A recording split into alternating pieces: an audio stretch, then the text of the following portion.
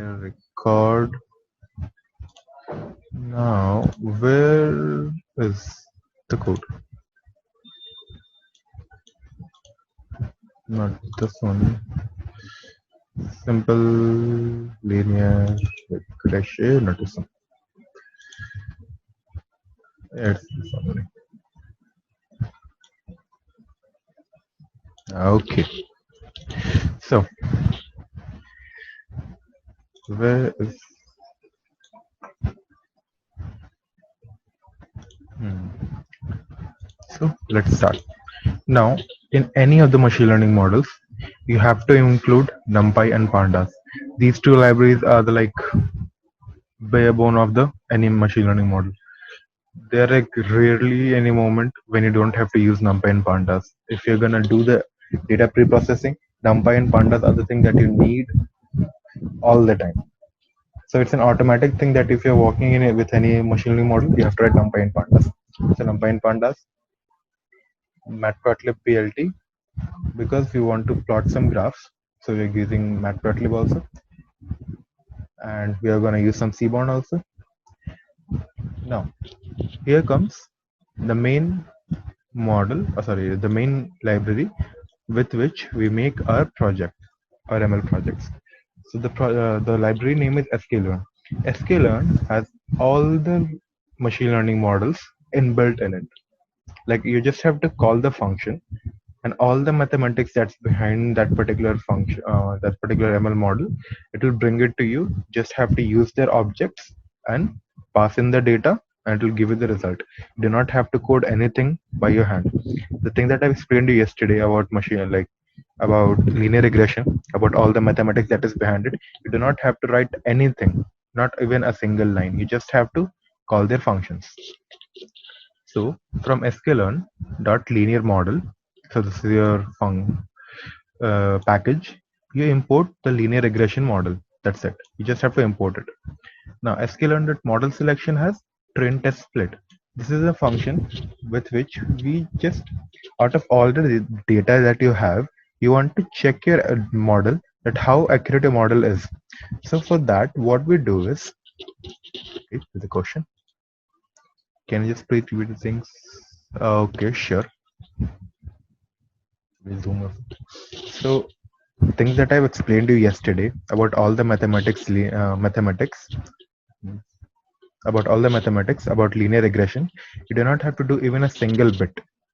You just have to call the function of sklearn, and it's going to do it for you. Just like you can see, sklearn.linear model import linear regression. So all the mathematics that I've explained to you yesterday is in this object. That's it. You just have to make the object of it and call it. We'll see how exactly we call it. So no mathematics or no hard coding of maths behind you, like in your models. So this is for that. Now sklearn.model selection import train test split. Now when you're training your machine learning models, what you want to do is you want to check that how accurate your model is.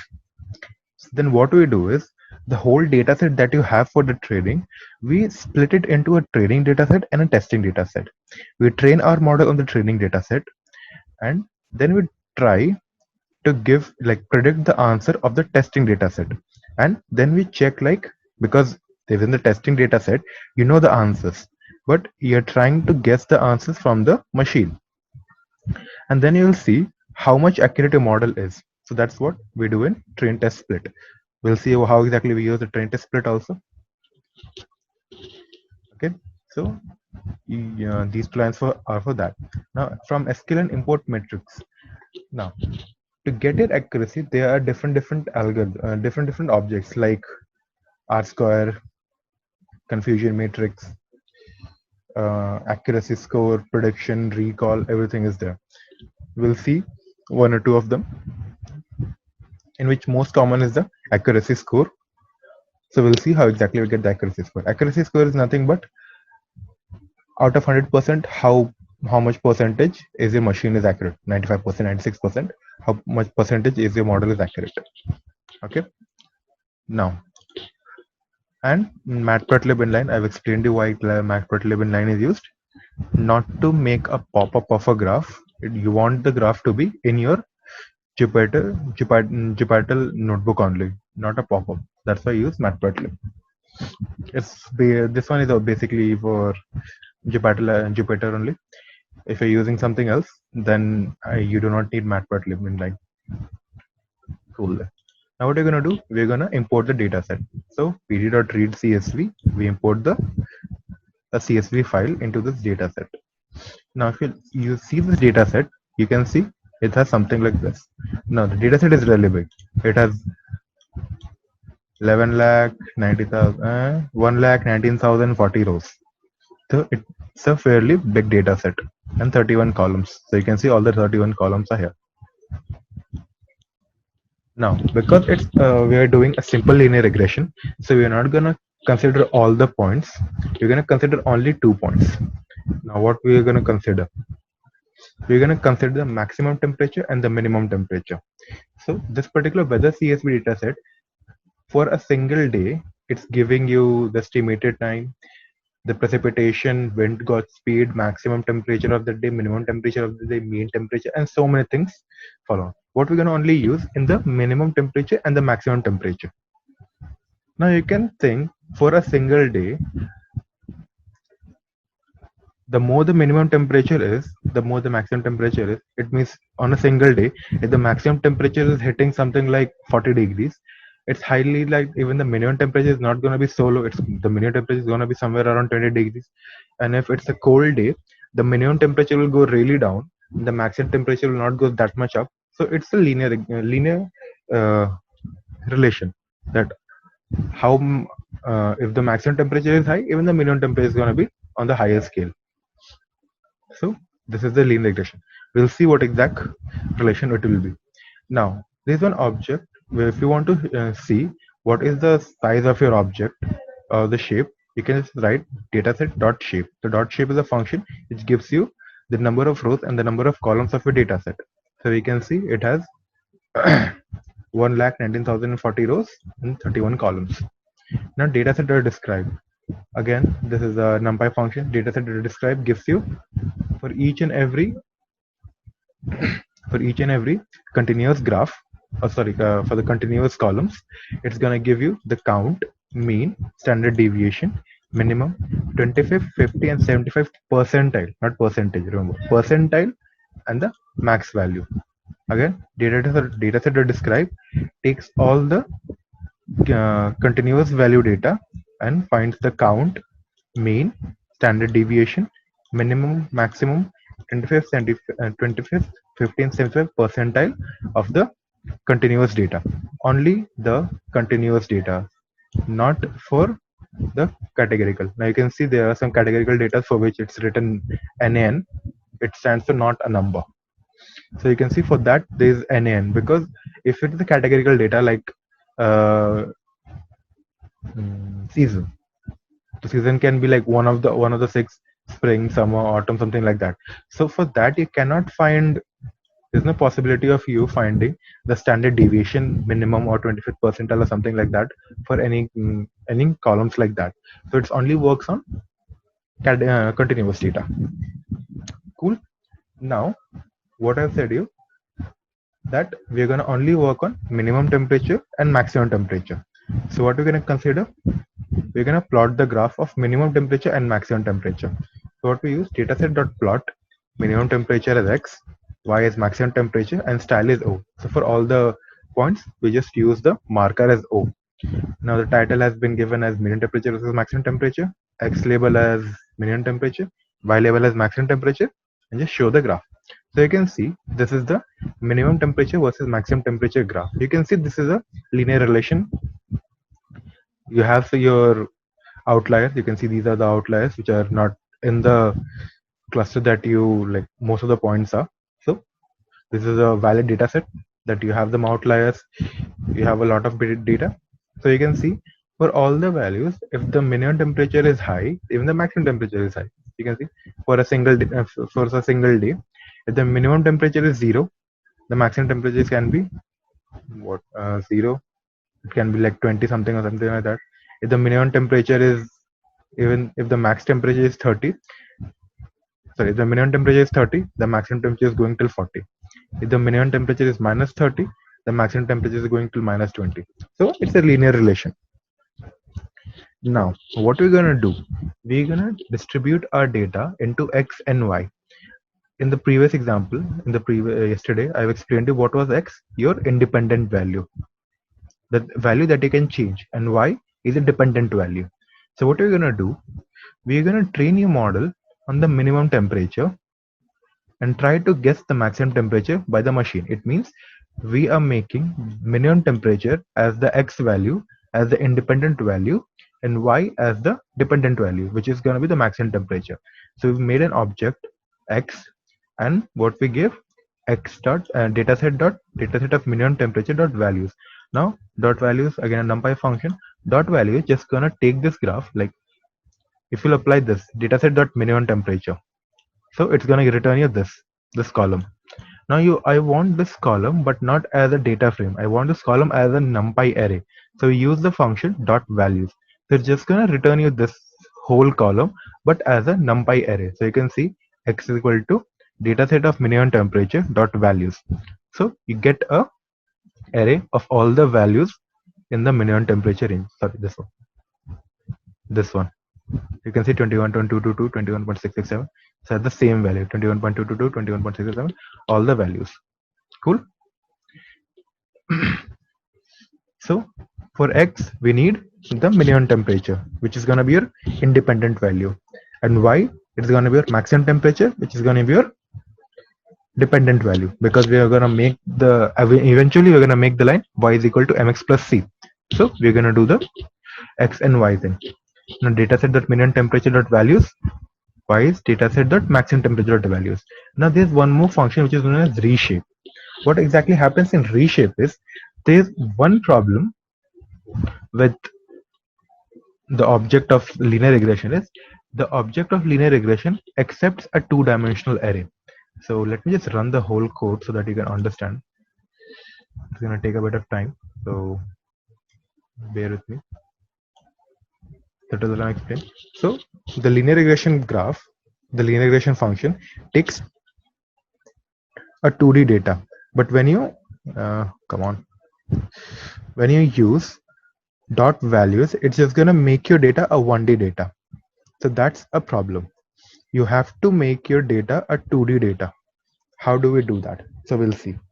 Now if you'll see, x is equal to dataset minimum temperature dot values. You show the x. You have all the data here. So if I'll see the x shape, you have all number of rows, 11 lakh 90, 1,19,040 rows, but no columns. It means it's just rows, like it's just a 1D data. You need rows and columns, even though you're gonna have only one column, but you need that column, just a scaffolding column, a dummy column, to show that this is a 2D data. So for that we use a function dot reshape. So if I'll use that reshape -1 to 1. Now why we give -1 to 1 is we do not want to check like how many number of rows and how many number of columns that we're gonna do. Reshape is just gonna, what is the function of reshape is, it's gonna take your data and reshape it into any format you want it to be. Okay. Now what you want is you just want one column at the end. That's it. You just want one column at the end. You do not care about the number of rows, because you know the number of rows, it's gonna be the number of columns you have, number of rows you have in this data. So you just provide -1 because you just want, just consider this particular number as rows and just give me one column. So x dot reshape, x dot let me just remove this thing, x dot reshape. So we're gonna execute this function, and then again we're gonna see x dot shape, x dot shape. Okay, sorry, capital X. So didn't work.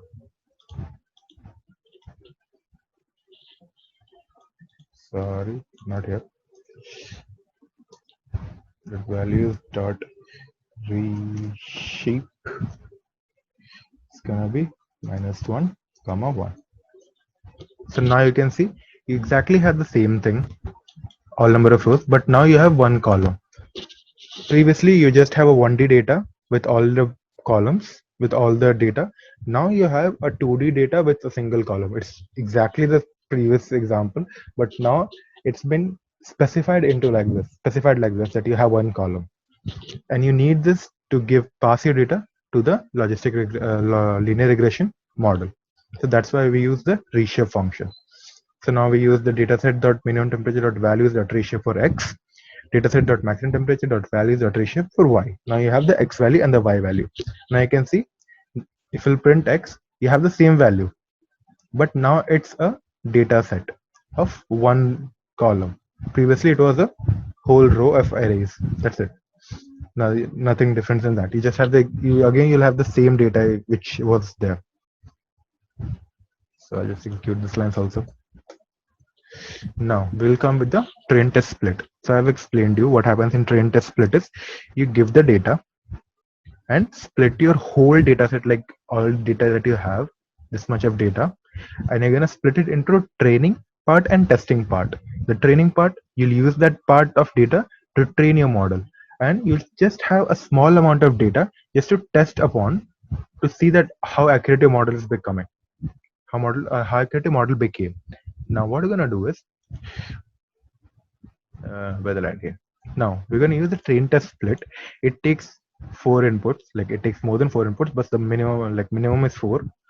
The value of x, the independent variable, the value of y, the dependent variable, the test size. Now you can pass as the test size or the train size, anything is fine. So test size is out of 100%, how much amount of data you want to be the test data. Now I've given test size as 0.2. It means out of 100%, 20% will be your test size or test data, and the other 80% will be your training data. And you give the random state as none. Random state as none means every time you'll run this code, it will randomly select. Now the thing is, it's not gonna take like you're passing 80% as training and 20% as testing. It's not gonna take that the first 80% will be test training, the last 20% will be testing. It's gonna take lost connection. You can hear me? Not audible. Hold on. Now you can hear me all?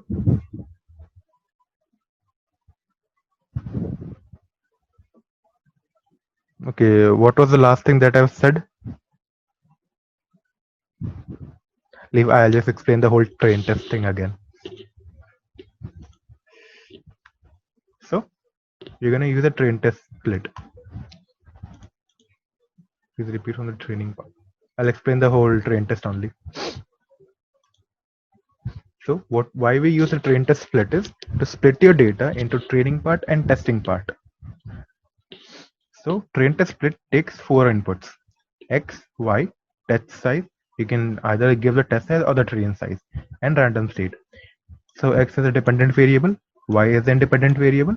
Test size gives you out of how much out of the whole data, how much percentage of data you want it to be in the test data, and how much in the training data. So I've given test size as 0.2. It means 20% of the whole data will be in the testing part and 80% will be the training part.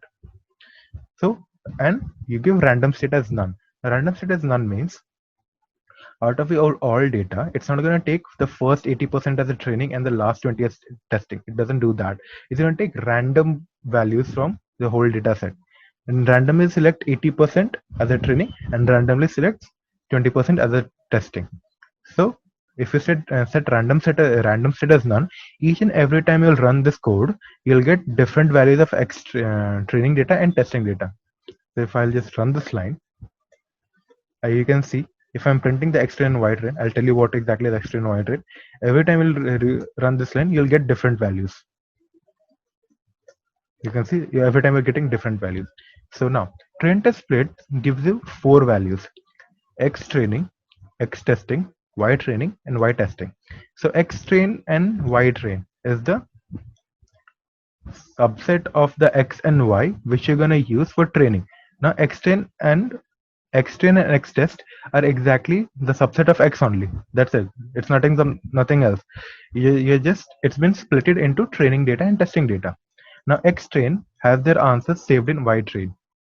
It means xtrain has the value of minimum temperature and ytrain has the value of the maximum temperature corresponding. Like the corresponding value of minimum temperature and the corresponding value of maximum temperature is in xtrain and ytrain. Okay, we're going to use xtrain and ytrain to train your model. Now xtest and ytest are exactly the same as xtrain and ytrain. It's just this is going to use for the testing part. This now xtrain and ytrain is going to have the 80% of the data because this specified as test data is 0.2. It means training data is going to be 80%. So xtrain and ytrain we're going to have 80% of data, and xtest and ytest is going to have 20% of data. So you can see xtrain, if we'll just print xtrain.shape, so move ytrain from here, xtrain.shape. So you can see 95,232. So 80% of 1,19,000 is 95,232. This much of rows for the training data. If I'll use xtest, it's going to have the 20% of data. So you can see 23,808 is the 20% of data. So you're ready with the train test split. Now comes the main training part, and this is the most easiest part you can see in a training model. Now what we do is we use the function, the linear regression, which we have called from the library sklearn.linear model import linear regression, and we make an object of that linear regression as a name as regressor. You can give any name, it's completely upon you. So your model is ready to train. To train your model on the training data, you just have to write regressor.fit and you provide the training data, which is xtrain and ytrain. That's it. Your model is done. Your model is completed. The training has been done. All the things that I've explained to you yesterday about all the mathematics of all the gradient descent is been done in this single line. The single line did all the things that you wanted to be. Nothing else. That's why I told you. It's really easy, fairly simple.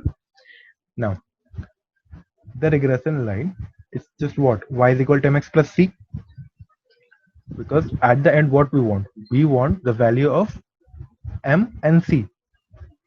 So to know the value of m and c, we use the function regressor.intercept underscore and regressor.coef underscore. Intercept underscore will give you the value of mx plus will give you the value of the intercept, which is c, and coef gives you the value of the slope, which is m. So you can see if I'll run this code, you get 10.07, 10.7189 something, and for the coefficient you get 0.91 something. So the line that you got, I'll just take the annotation. The line you got was y is equal to okay mx plus c. Okay, you got the value as the value of m as coefficient 0.91 and you got the value of c as 10.71. So there's a question. Let me see. What does that fit signify? Fit doesn't signify anything. It's just a function to train your model. You just pass the data to the model and it's going to train the whole thing. So the yesterday's class which you have seen, you use the x and y value to train your whole model to guess the value of x and y to get the model of get the value of m and c. Here you do not have to do anything. You just have to pass the value to the object and it's going to train your whole model and make your model completely ready. You do not have to do anything. That's what that dot fit function is going to do. So if you're going to use any other model, like instead of linear regression, you're using, let's take support vector machine. Even support vector machine is a ML model. So what you're going to do, instead of linear regression, we just write regressor is equal to or any object is equal to SVC. And to train that model, we just use the function fit. So just dot fit is a training function of any model. Just provide dot fit and the training data and the model has been trained. So let me erase this. So you got the value of m and c. So let's erase this thing for now. Now your model is ready and your answers now your model is ready to guess the answers. Now there's a function which is known as predict. Predict does what? Let me remove the annotation. Predict does what?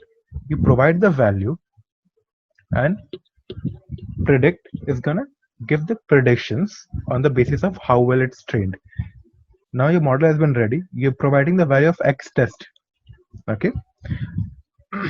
So X test. Now you can see the train test split. What we did is we had the X test, which has the value of X, which is the minimum temperature, and Y test. It has the value of maximum temperature for the corresponding minimum temperature. So we know the answer of all the values of X test in saved in Y test. But what we're doing is we're providing the value of X test and making the model predict their answers. So if you provide the value of X test in predict, it's going to return the predicted value, what the model predicted. Okay. Now what we're going to compare is, because we know the exact answers of X test, we can compare it with the predicted value. So what we did is we made a data frame with actual values and the predicted values. So for the actual, we have given ytest.flatten. Now flatten is just a function. It's just going to take your data and flatten it. Now what exactly flatten means? Now you're providing a array of 5 into 4. It's just gonna flatten it to 20 rows. That's it. Or you provided a data set of 3 into 5. It's gonna make your data set into 15 straight rows. So instead of making a 2D data, it's just gonna make you just provide it at any 2D data, 5 into 4 or 3 into 2, any kind of matrix data, and it's gonna flatten it to a single 1D data. So even if you'll not write it, it's fine, but just to make sure that it uh, doesn't fit or something like that. So I just made it a flatten. So that you just have to remove that one column, which is not even necessary to print. So we use that flatten. So the actual is Y test because we know the actual answer for all the X test data. And the predicted is Y predicted. It means the answers that the machine predicted. Now if we'll print the values,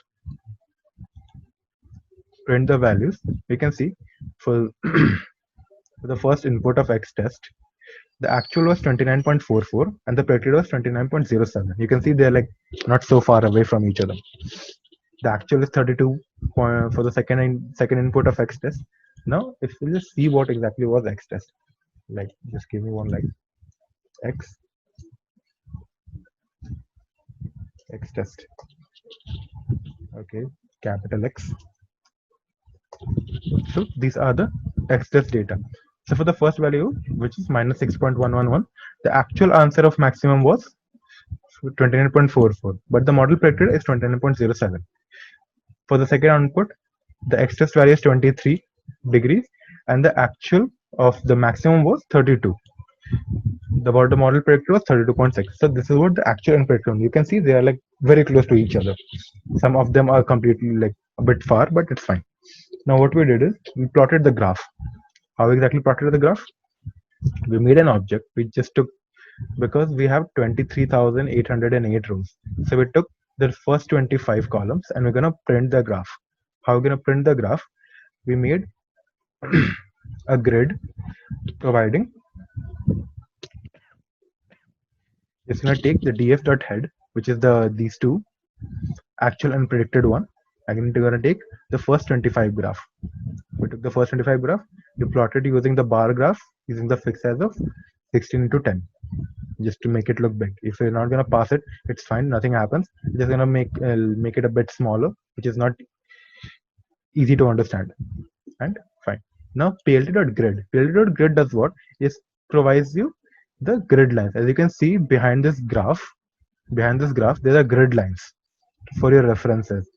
That's what plt.grid line does. Is you just have to provide which one, the major grid or minor grid.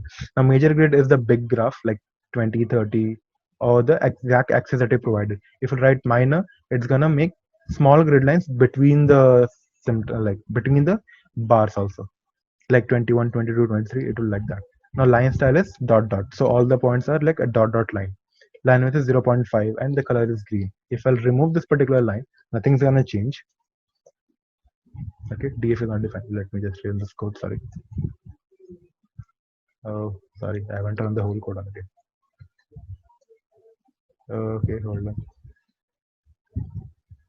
Somewhere I haven't run the code. Okay, this one, this one, this one, this one, this one, this one.